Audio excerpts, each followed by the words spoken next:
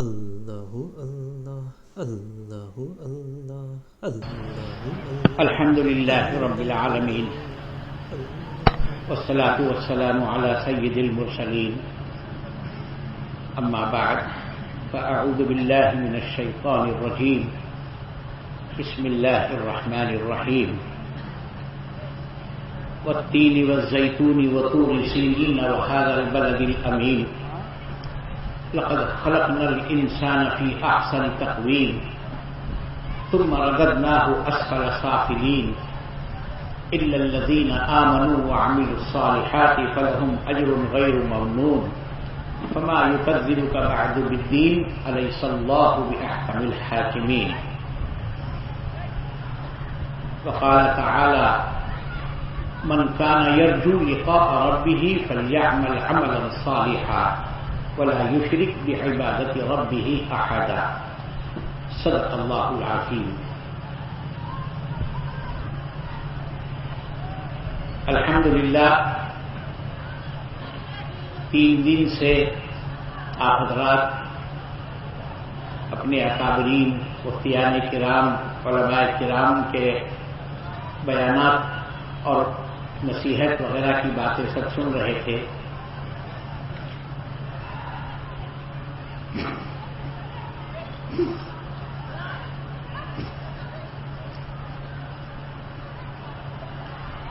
یہ ہمارا جمع ہونا، ہمارا یہاں بیٹھنا اور سننا سنانا بہت اہم ترین عمل ہے، اور ہمارے اس مل بیٹھنے کو غنیمت سمجھنا چاہیے. جیسے شاعر کہتا ہے غنیمت جان لو مل بیٹھنے کو، غنیمت جان لو مل بیٹھنے کو، جدائی کی گھڑی سر پر کھڑی ہے.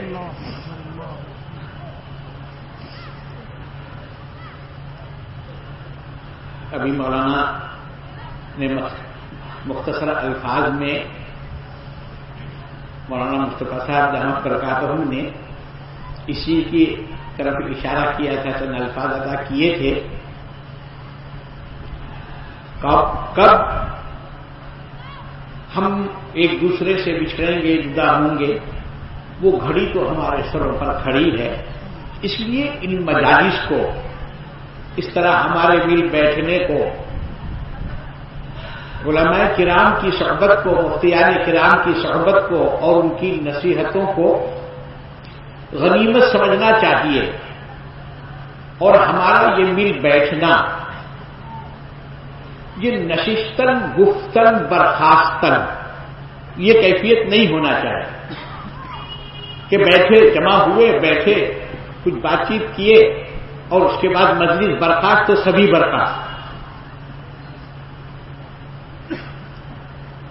ایسے نہیں ہونا چاہیے. مقصد اس کا ہم اپنے اکابرین سے اللہ کو راضی کرنے کے اصول، اعمال، ضوابط یہ ہم سیکھیں.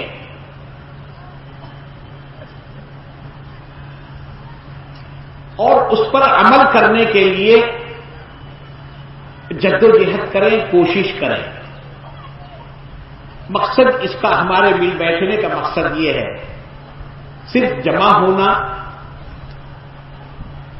اور کچھ دیر بیٹھنا اور اس کے بعد منتشر ہو جانا. کہاں گئے تھے؟ کام بھی نہیں. کیا لائے؟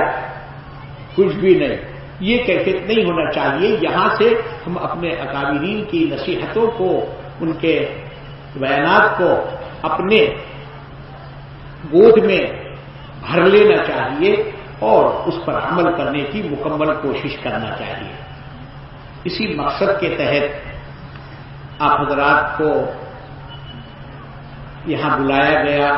دور و دراز کا سفر کر کے آپ یہاں پر تشریف لے آئے.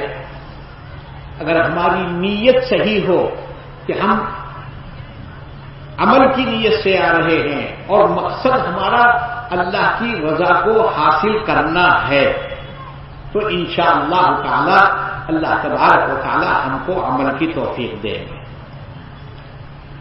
اس لیے سلوک اور تصوف میں سب سے پہلی چیز وہ اپنی نیت کی اصلاح ہے، نیت کی اصلاح۔ انما الاعمال بالنیات، سب سے پہلے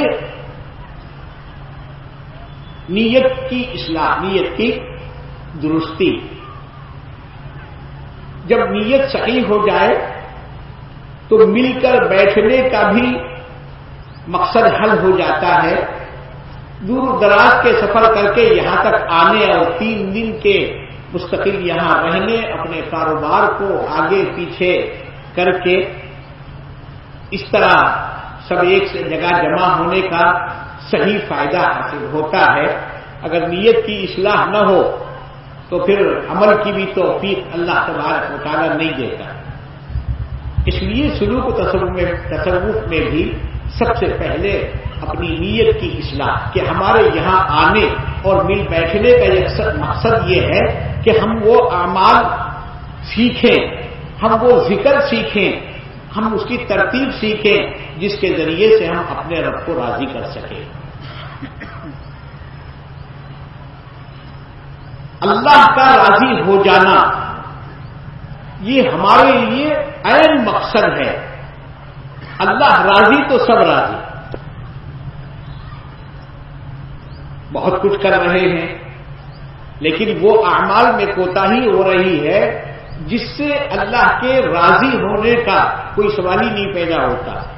محنت تو بہت کر رہے ہیں، نیت کے صحیح نہ ہونے کی وجہ سے اعمال میں خلل اور اللہ تبارک و تعالیٰ کے رضا کے حصول میں ہم ناکام ہو رہے ہیں۔ بہرحال میں نے سورہ 3 آپ حضرات کے سامنے تلاوت کی ہے اور دوسرے مقام سے بھی ایک آیت کا جز پڑھا ہے۔ سورہ 3 میں اللہ تبارک و تعالی 3 چیزوں کی قسم کھا رہے ہیں۔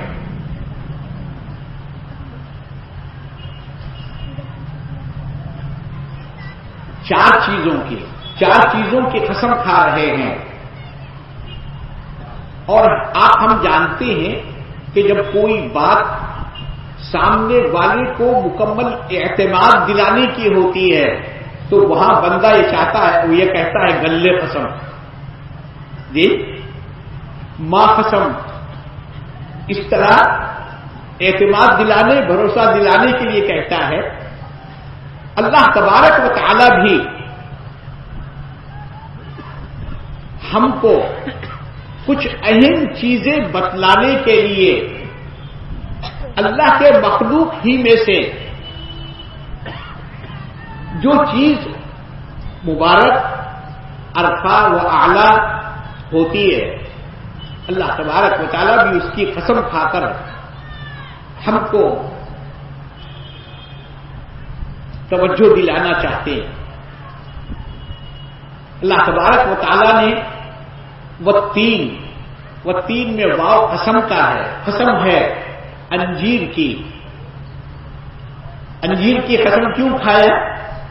انجیر کا درخت بھی اور تمام درختوں میں ایک مبارک درخت ہوتا ہے، اور اس کی پیداوار کے تعلق سے معلوم ہوا اس کی پیداوار زیادہ جو ہے وہ ایک مبارک مقام ہی پر ہے،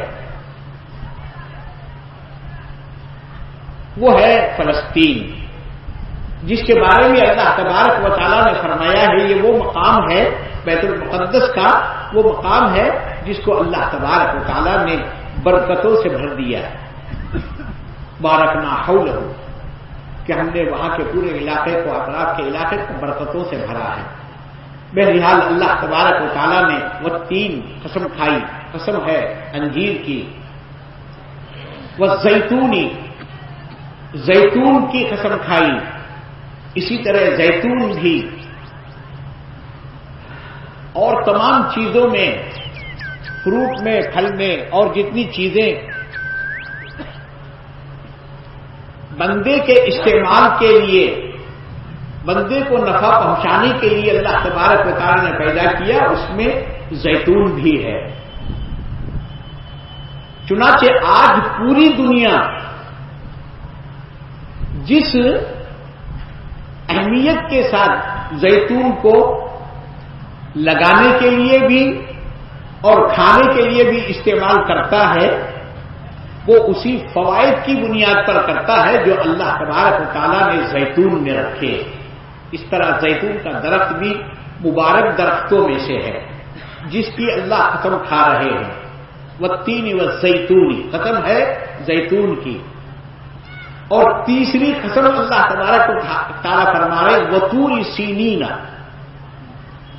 طور سینا وہ پہاڑ ہے جہاں حضرت موسیٰ علیہ السلام پر تورات نازل ہوئی۔ حضرت موسیٰ علیہ السلام سے اللہ تبارک و تعالیٰ نے فرمایا فاخلع نعلیک انک بالوادی المقدس طویٰ، اے موسیٰ علیہ السلام آپ کوہ طور پر آئے ہوئے ہیں، یہاں آپ اپنے جوتے اتار دیجئے۔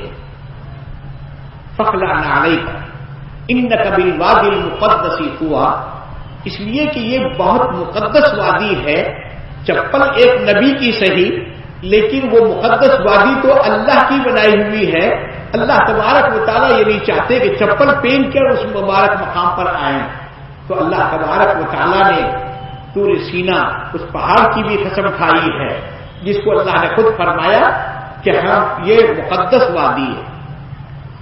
اسی طریقے سے چوتھی قسم اللہ تبارک و تعالیٰ نے کھائی ہے وَهَذَا الْبَلَدِ الْأَمِينِ، مکہ مکرمہ کی جو ساری دنیا کا مرکز ہے، اللہ تبارک و تعالیٰ کا گھر ہے، اور دنیا میں جتنی مساجد ہیں، جتنے نماز پڑھنے کے مراکز ہیں، چاہے وہ ابھی باضابطگی کے ساتھ مسجد کی کیفیت میں آئیں یا نہ آئیں، جیسے ابھی بہت سارے مقامات پر مساجد کی ابتدا ہے، 4 ٹین ڈال دیے گئے لکڑیاں گاڑ کر، بس وہاں انہوں نے نماز شروع کر دیا، وہ نماز کا مرکز، اور اس کو مسجد ہی کہا جاتا ہے پھر۔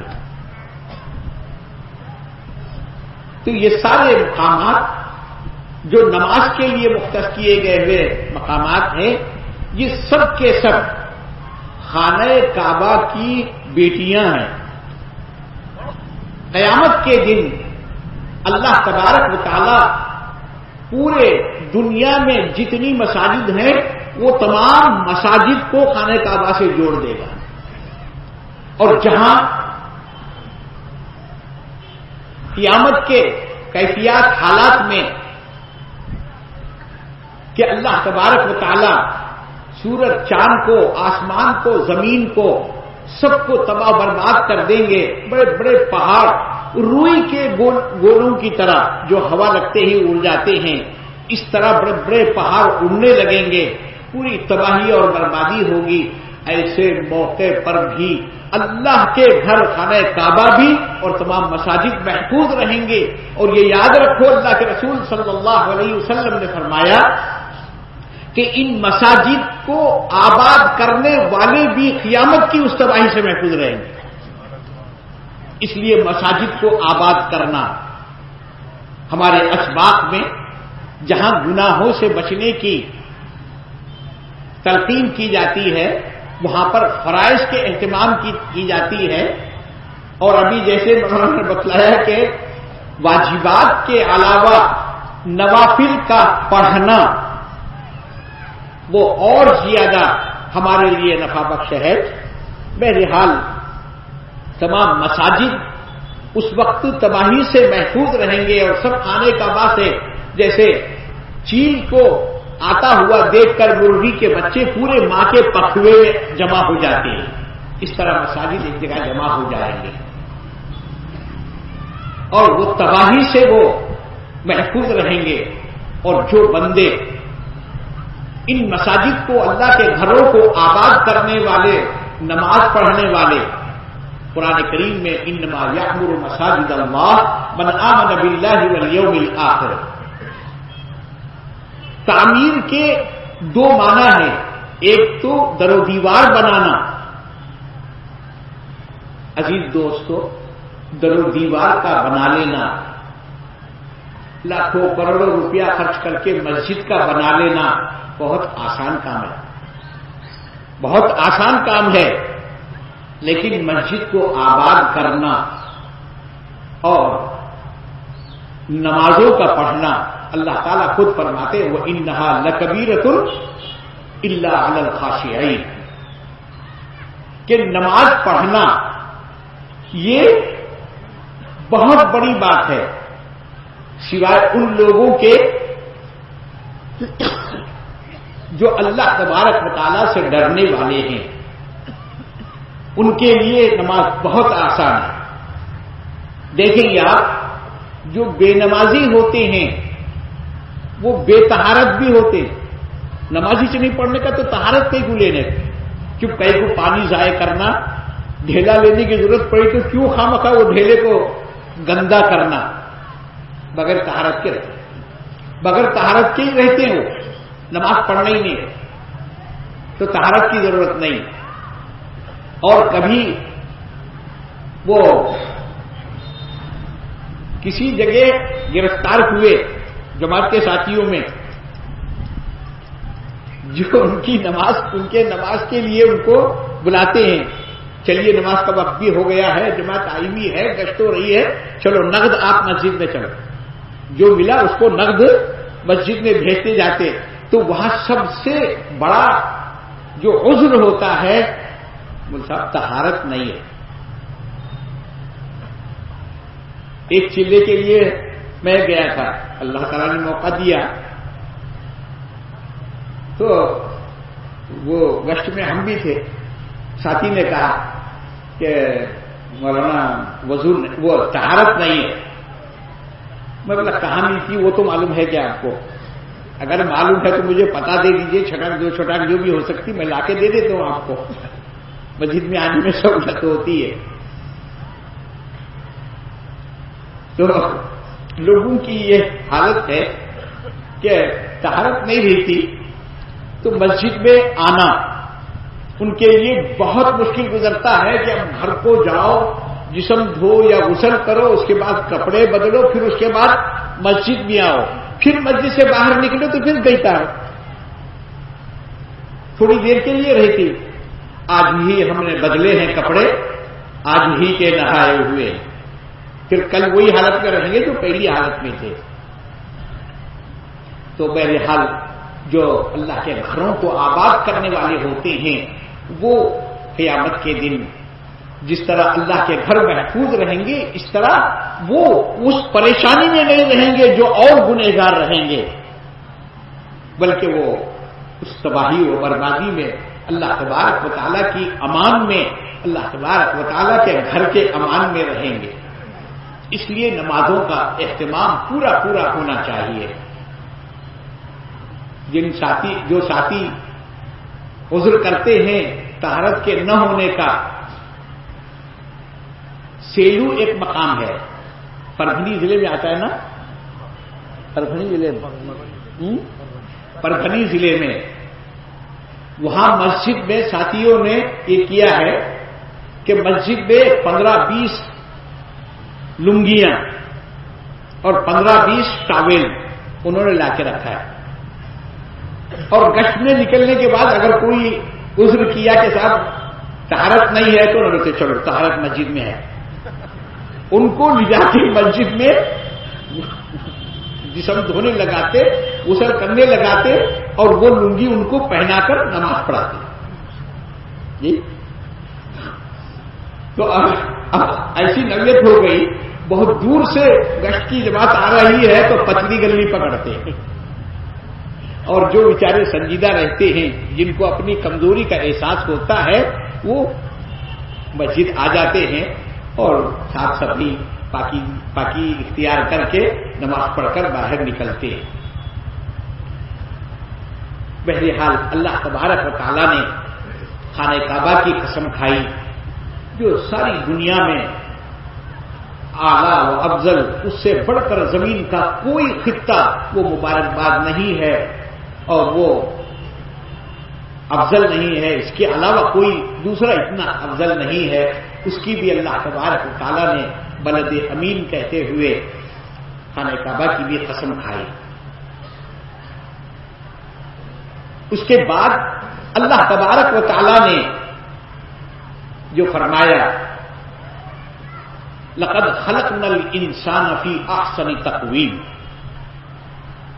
کہ ہم نے انسان کو بہترین سانچے میں ڈھالا۔ انسان کی پیدائش اشرف المخلوقات کی حیثیت سے ہوئی ہے اور اشرف المخلوقات ہونے کے اعتبار سے اللہ تبارک و تعالی کی ہزاروں مخلوقات ہیں، چھوٹے بڑے، جن میں 18,000 مخلوق کی اب تک کے تحقیق ہوئی ہے۔ تحقیقات کا دور ہے نا، تو صرف 18,000 تک پہنچ سکے، ابھی کتنے ہزار ہیں وہ تو اللہ کو ہی معلوم ہے۔ یہ ساری مخلوقات کے اوپر آپ نظر ڈالیے، ان تمام مخلوقات کے مقابلے میں انسان کو اللہ تعالیٰ نے سب کو خوبصورت بنایا۔ انسان سے خوبصورت کوئی مخلوق نہیں ہے، شیطان تو شیطانی سے ہے جی۔ فرشتوں کو بھی اللہ تعالیٰ نے اشرف المخلوقات تو نہیں کہا، اور انسانوں کا معاملہ جو اللہ کا مطیع اور فرما بردار ہوتا ہے اور ذاکر ہوتا ہے، جو اللہ سے راضی برضا ہو جاتا ہے، اللہ تبارک و تعالیٰ اس کے مرتبے مقام کو فرشتوں سے آگے بڑھاتے ہیں، وہ فرشتوں سے اعلیٰ و افضل ہوتا ہے۔ اللہ تعالیٰ نے فرمایا لقد خلقنا الانسان فی احسن تقویم، ہم نے انسان کو بہترین سانچے میں ڈھالا ہے، اور اس لیے کہ کام بھی انسان ہی سے لینا ہے۔ چنانچہ انبیاء علیہ الصلوۃ والسلام، اللہ کے رسول علیہ السلام، اللہ تبارک و تعالیٰ نے ان کو انسانوں ہی میں سے پیدا فرمایا، فرشتوں میں سے نہیں، انسانوں ہی میں سے، اس لیے کہ جو بشری تقاضے ہیں ان سے تو خود انسان ہی واقف ہے کہ بشری تقاضے کیا ہیں، کیونکہ یہ انسان ہے، اور بشری تقاضوں کا اندازہ بھی فرشتوں کو نہیں ہے۔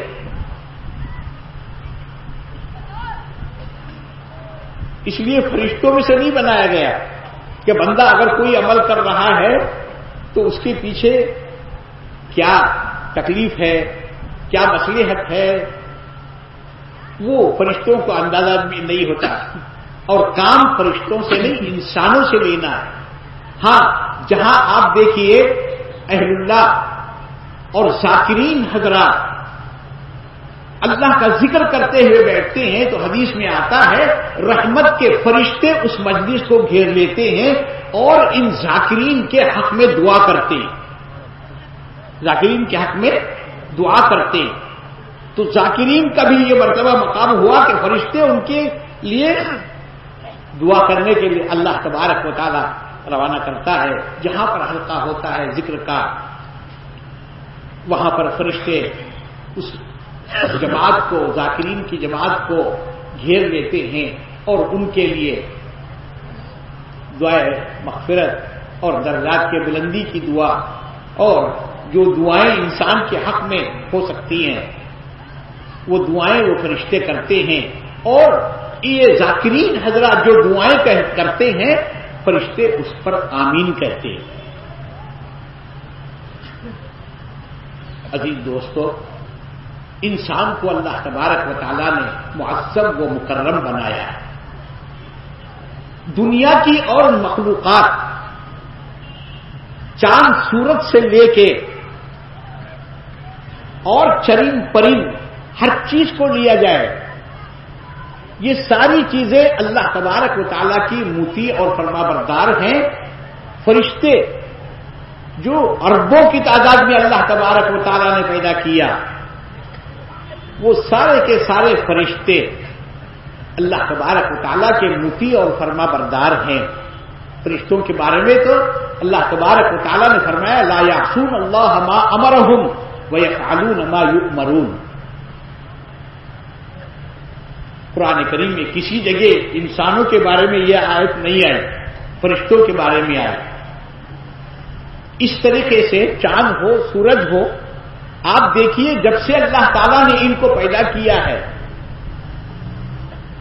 آج تک کے ان کی ڈیوٹی میں کہ جس کام کے لیے ان کو لگایا گیا ہے، فرشتے ہوں، چاند سورج ہوں یا اور ہے،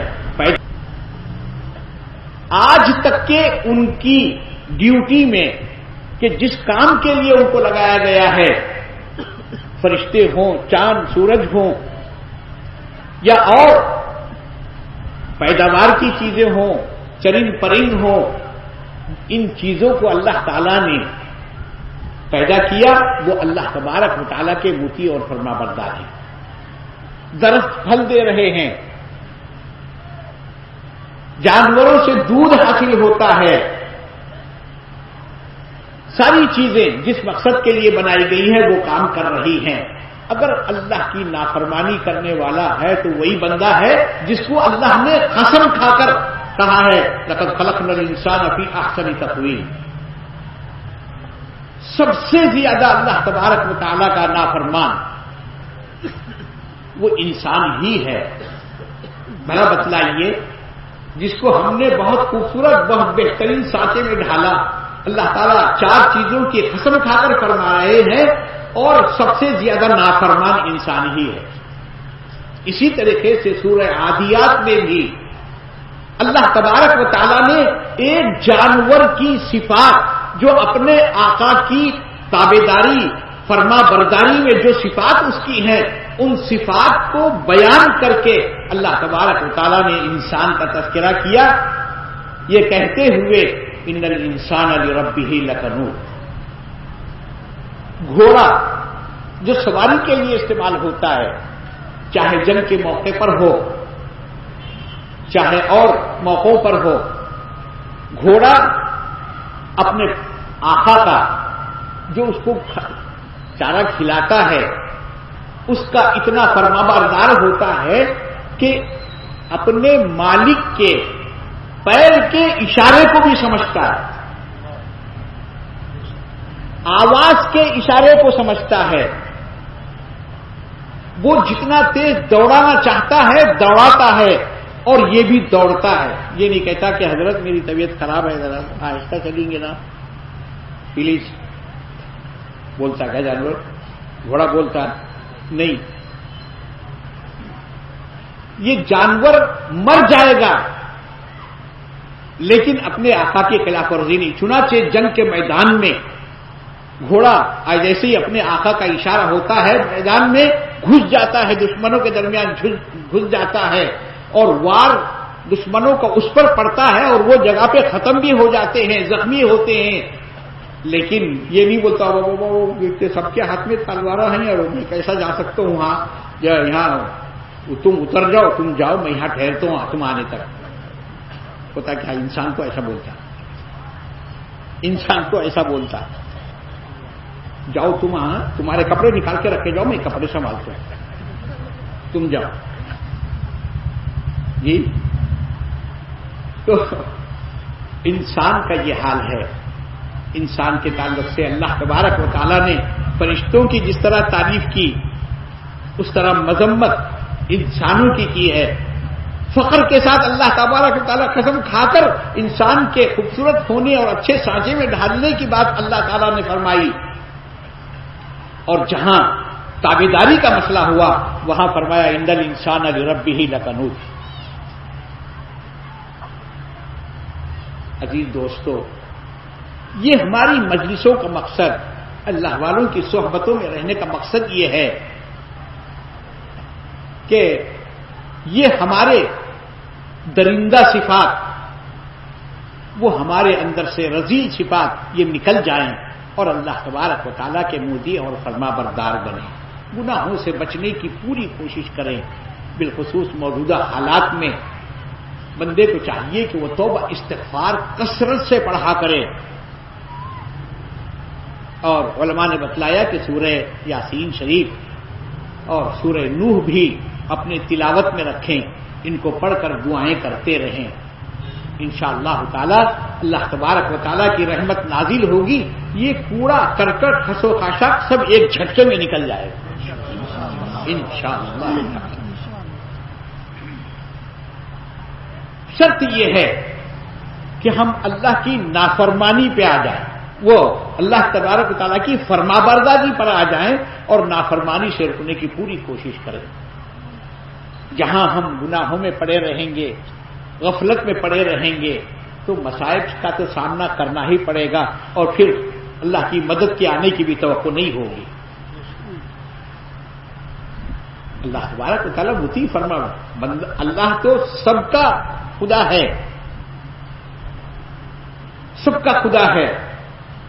رزق دینے کا مسئلہ آیا، سب کو دے رہا ہے، فرما برداروں کو بھی نافرمانوں کو بھی سب کو دے رہا ہے. اس کا چونکہ اللہ رزاق ہے، اللہ اپنی رزاقیت کو بھول نہیں سکتا، رزاقیت کے خلاف عمل نہیں کر سکتا. اللہ تبارک و تعالیٰ خود فرماتے ہیں کتب ربکم علی نفسہ الرحمہ، اپنے اندر وہ کیپیسٹی پیدا کرو کہ جس کے ذریعے سے، جس کیفیت کے ذریعے سے ہم اللہ کی اس رحمت کے، جس رحمت کو اللہ تعالیٰ نے اپنے آپ پر واجب کر لیا ہے، اس کے مستحق بن جائیں.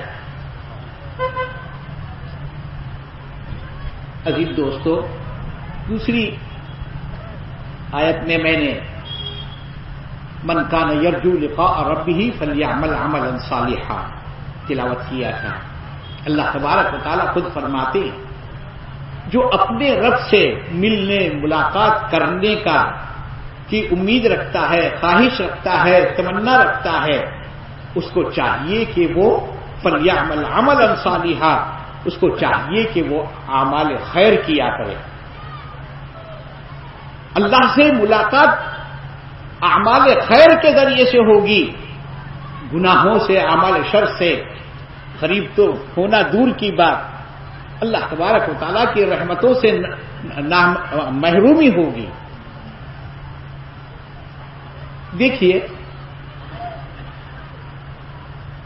ہمارے کیفیات اور ہم دنیاوی معاملات میں اور پرسنل معمولات میں ہمارا کیا رول رہتا ہے. کسی صاحب کو لڑکی پیدا ہو گئی تو لڑکی پیدا ہونے کے بعد سے وہ ذہنی طور پر تیاری شروع کرتا ہے. بیٹی پیدا ہوئی ہے، اس کی شادی کرنا پڑے گا، جہیز دینا پڑے گا، یہ کرنا پڑے گا، وہ کرنا پڑے گا، اس کے لیے وہ تیاری میں لگ جاتا ہے.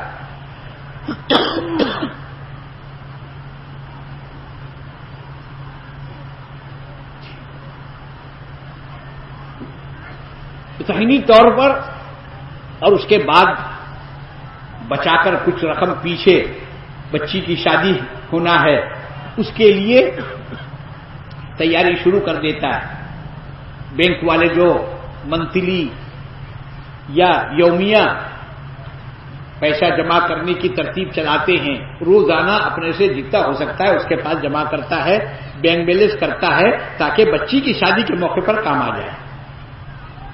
بچی ابھی پیدا ہوئی ہے، شادی ہونے پر بھی 20 سال ہونا، لیکن 20 سال پہلے سے تیاری کرتا کہ نہیں کرتا؟ بندہ کرتا ہے. شادی کا موقع آ جائے، شادی کا موقع آ جائے تو مہینوں پہلے سے ذہنی تیاری اور عملاً تیاری شروع ہو جاتی ہے. جہیز کا سامان لڑکی والے لینا شروع کر دیتے ہیں اور لڑکے والے بھی جستجو میں آ جاتے ہیں جوڑے کی رقم لینے کے واسطے. جہیز کا سامان لینے کو، انہوں رقم وصول کرنے کو، انہوں بھی تیار ہو جاتے ہیں. بار بار بیٹھک ہوتی، کتنا جوڑی کی رقم اتنی ہونا، اتنی ہونا، اس کے ساتھ جہیز یہ ہونا، وہ ہونا. مہینوں پہلے سے تیاری ہو جاتی، جوڑی کی رقم مہینوں پہلے سے لے لی جاتی ہے. اور مہر بھاگ کے تو نہیں جا رہا نا، میں دیں گے، सारी चीजें नकद होती हैं और महर उधार होता है। पूरे बच्चे जितने पैदा होते हैं सब उधार में पैदा होते हैं। यहां तक कि मलकुल मौत आ जाता है, बोलता है हजरत तुम्हारा टाइम आ गया, चलो। बस चलो कैसे, ठहरो वाला का कोई सवाल नहीं पैदा होती। इज़ा जाअ अजलुहुम ला यस्तअखिरून साअतन वला यस्तक़दिमून। एक सेकंड की मोहलत नहीं दी जाएगी, न पहले ना बाद में। यानी एक सेकंड पहले भी उन्होंने नहीं निकालेंगे रूह, एक मिनट के बाद भी नहीं। बात करते हो जरा ठहरो ठहरो, बोले भी तक क्यों तुम बोलते रहो, उन्होंने रूह निकाल के चले जाते हैं। आधी जबान में आधी बाहर आ जाती है और आधी अंदर दफन हो जाती है। ये कैफियत होती है। बाद में क्या करते हैं मालूम, हमारे पास तो ऐसा होता है, यहां होता नहीं होता नहीं मालूम। शौहर का इंतकाल हो गया, वो जहेज देतों शुरू में तो बोले, मगर बाद में पीवी छे ना क्या देने का है उसको। और बाद मतलब तो ऐसा होता है कि महर बहुत ज्यादा तय किया जाता है। दूल्हे वाले कम करने की कोशिश करते, दुल्हन वाले बढ़ाने की कोशिश करते। बहुत ज्यादा बढ़ाए तो आखिरकार दुल्हन वाले नीचे नहीं उतरने लगे, तो दूल्हे वाले एक दूसरे से मशवरा कर लेते हैं, किसको देना, किसको ले रहा है, लाख रखते क्यों नहीं, 2 लाख रखते क्यों नहीं, रख दो, देना किसको है। अगर खुदा ना खास्ता ऐसी कोई बात जहन के किसी हिस्से में भी आ जाए तो वो जिंदगी भर उसकी हरामकारी में गुजरती है और औलाद पूरे हराम के होती है। बहरहाल अगर नहीं दिए होंगे तो नियत कर लो और जितना जल्दी हो सकता है दे दो। ये महर नहीं देने की जो आदत है ना, औरतों का भी जहन बदला हुआ है। अगर शौहर महर देने लगा तो औरतें रोती हैं, नको नहीं लेती मैं, अरे ले लो भैया तुम्हारा हक है। अब औरतें भी समझाती करते, तो क्या बताती हूं, महर दे देने के बाद कभी भी छोड़ सकते हैं उन्होंने मेरे को। हिसाब चुकता हो गया ना भाई, महर दे दिए, हिसाब चुकता हो गया, अब कभी भी उन्हें हाथ दे सकते मेरे को। अब महर दे रही, हाथ कभी भी दे सकते, इसलिए नको रहने दो ये तुम्हारे पास। बहरहाल होता यह है कि इंतकाल हो जाता है, महर अदा नहीं करे, पूछा जाता है भाई इन्हों महर अदा करे क्या नहीं करे, तो नहीं करे तो फिर चंद औरतें उस बेवा के पास पहुंचकर उनको मशवरा देते हैं, तुम्हारे शहर तुमको महर नहीं दिए थे, माफ कर दो, वो महर माफ कर दो। उन्हें रोने की धुन में रहती, वो गम में रहती, गचोटे ले लेके आगे माफ कर दे पहले, बाद में क्या रोना है रोते बैठ, मगर पहले ये माफ कर दे। इस तरह गचोटे लेके चुमटियां लेके उसको माफ कराने लगाते। बहरहाल मैं ये कह रहा था कि इंसान अल्लाह तबारक व तआला का नाशुक्रा है और इंसान अपने जिंदगी के आमाल में आखिरत वो जो भी चीज हो उसकी तैयारी में लगता है। जैसे बच्ची की शादी का मसला बतलाया, मैं बच्ची के पैदा होने के बाद बतलाया, महीनों पहले से शादी की तैयारी में लगते हैं। जो भी चीज है, घर को चूना देना, साफ सफाई करना, टूटा फूटा है तो उसको बना लेना, ये सारी चीजें होती हैं। कपड़ा लत्ता खरीदना, ये तैयारी हो रही है शादी की, बच्ची को अपने घर से रुखसत करने की और लड़के वालों के घर में दुल्हन को अपने घर में लाने की, ये सारी तैयारियां होती है। इसके साथ साथ बच्ची भी तैयारी करती है। बच्ची कहीं की तैयारी करती है, बच्ची ये तैयारी करती है कि अब निकाह होने के बाद मुझे अपने सारे खानदान को, मां को, बाप को, बहनों को, भाइयों को, ये सबको छोड़कर मुझे शौहर के घर जाना है।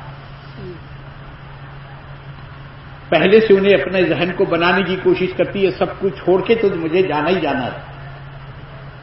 अजीज दोस्तों, बात मैं खत्म कर रहा हूं। देखिए आप, एक लड़की, एक औरत अपने शौहर की खातिर खानदान के तमाम अफराद को छोड़ने के लिए तैयार हो जाती है और छोड़ देती है। موقع بموقع آنا ملنا پھر چلے جانا. کیا اللہ کو پانے کے لیے، اللہ کو راضی ہونے کے لیے ہم گناہ نہیں چھوڑ سکتے؟ ہم گناہ نہیں چھوڑ سکتے؟ وہ بھی کہے کے لیے، وہ اپنے شوہر کے پاس جانے کے لیے سارے خاندان کو چھوڑ سکتی ہے، سب کی محبتوں کو فراموش کر سکتی ہے. تو اللہ کو پانے کے لیے، اللہ کو راضی کرنے کے لیے، اللہ کا قرب حاصل کرنے کے لیے، اللہ کی محبت حاصل کرنے کے لیے ہم گناہ نہیں چھوڑ سکتے؟ عزیز دوستو، کم سے کم دوسروں کے نہیں، اپنی بچیاں، اپنے گھر کی بچیوں کے اوپر غور کر کے یہ بات کو ذہن میں لاؤ کہ میری بیٹی میری محبت کو کبھی مجھے چھوڑ کے نہیں رہی. بعض بچیاں، خاص طور سے مرد بچے جو ہیں، وہ عورت بیٹیاں جو ہیں، وہ ماں باپ سے جو لاڑ کرتے ہیں وہ بچوں کو نہیں آتا ہے. فطری طور پر وہ لاڑ جو بچیاں کرتی ہیں اپنے ماں باپ سے، ویسا لاڑ بچوں کو آتا سے نہیں، جہاں اربوٹ پنا رہتا مردانی. بچیاں بہت لاڑ کرتی ہیں.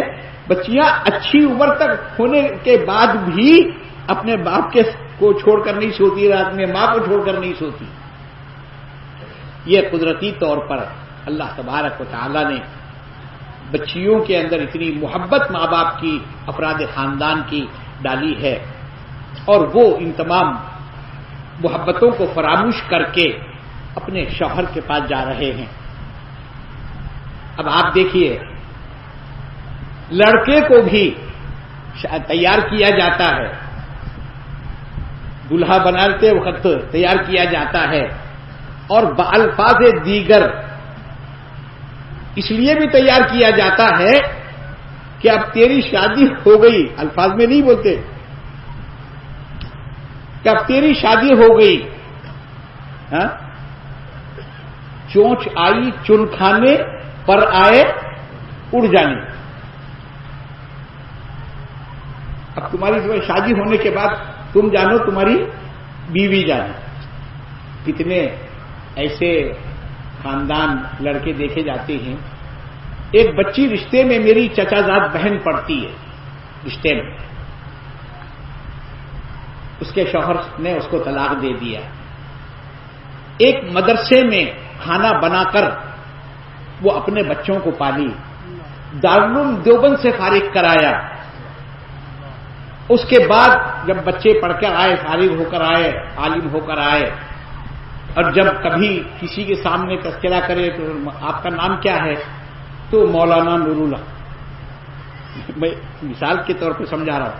تو مولانا ان کے نام کے ساتھ انہوں لگا رہے. کیا نام ہے آپ کا؟ بولے تو خالی نام نہیں بول سکتے، انہوں مولانا ساتھ میں بولتے. اور حال یہ ہے، دو بچے، دونوں کی شادیاں ہو گئی، دونوں بھی ماں کے پاس نہیں ہے، ماں اکیلی ابھی بھی مدرسے میں کام کر رہی ہے. بہرحال لڑکے کو بھی تیار کیا جاتا ہے، تو تھوڑا وہ تیار کرتے وقت لڑکے کے بھی ذہن سے ماں باپ کی محبت آٹومیٹک ویک ہوتے جاتی ہے، کمزور ہوتی جاتی ہے. تھوڑے دن گزرنے کے بعد وہی محبت رنگ لاتی ہے، اور وہ پھر اپنے ماں باپ کو چھوڑ کر وہ علیحدہ ہو جاتے ہیں. دو بیٹے بھی الگ ہیں، اور ماں اکیلی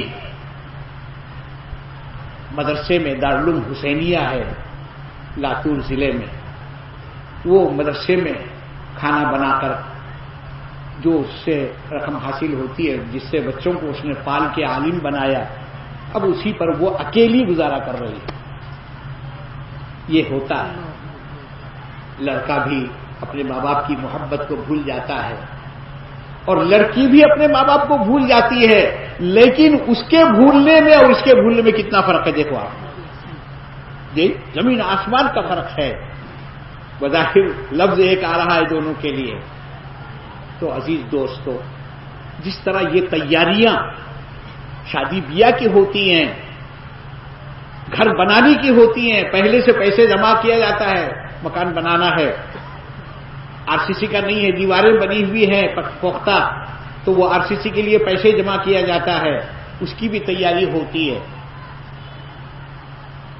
اسی طرح ہم جو تیاری کرنے کے لیے یہاں جمع ہوئے ہیں، اکٹھا ہوئے ہیں، اور یہ مجاہدے کر رہے ہیں، ہم سردی ہو رہی ہے، دھوپ ہو رہی ہے، یہ برداشت کس کے لیے کر رہے ہیں آپ؟ ہمارے لیے جی، اللہ کے لیے، اور اللہ اس کا اجر دے گا، اور یقیناً آپ حضرات کو بھی اپنی رضا سے نوازے گا، اللہ تعالیٰ آپ حضرات کو بھی اپنی محبت سے نوازے گا۔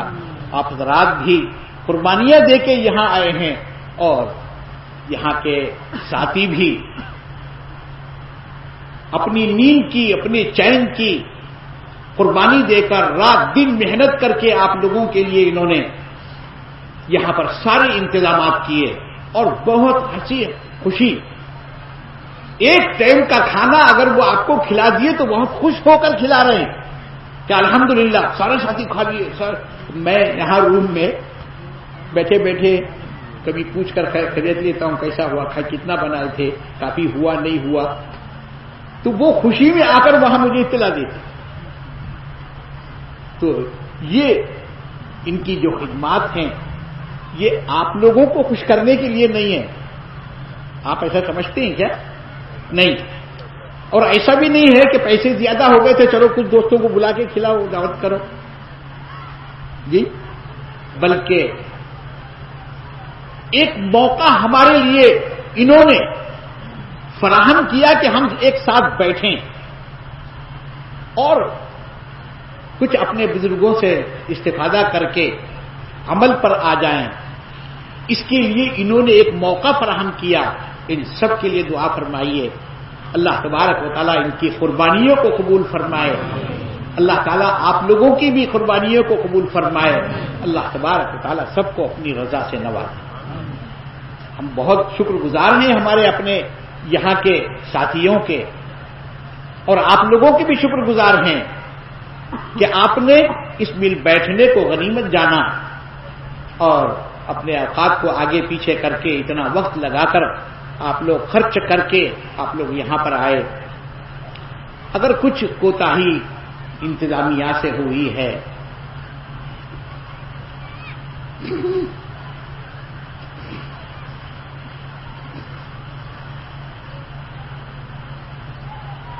تو میں ان سب کی طرف سے میں آپ سے معافی مانگتا ہوں،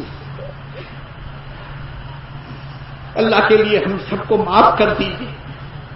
ہو سکتا ہے اتنا بڑا انتظام اس میں کسی موقع پر کسی چیز میں آپ حضرات کو تکلیف پہنچی ہوگی، اللہ کے لیے معاف کر دیجیے، اور ان کے حق میں دعا کیجیے۔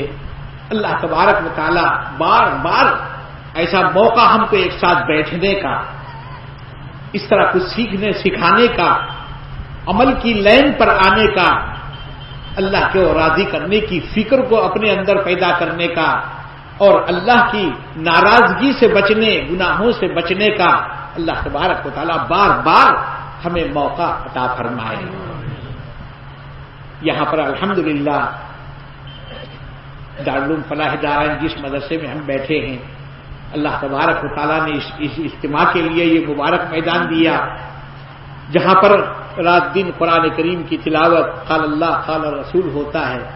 اساتذہ حضرات، خود مدرسے کے ذمہ دار مفتی محمد قاسم صاحب دامت برکاتہم نے بڑی سرپرستی فرمائی، اور ان کے ہمت دلانے پر تمام ساتھی علماء کرام اور مقامی تمام ساتھی آپ حضرات کی خدمت کے لیے کمر بستہ ہو گئے،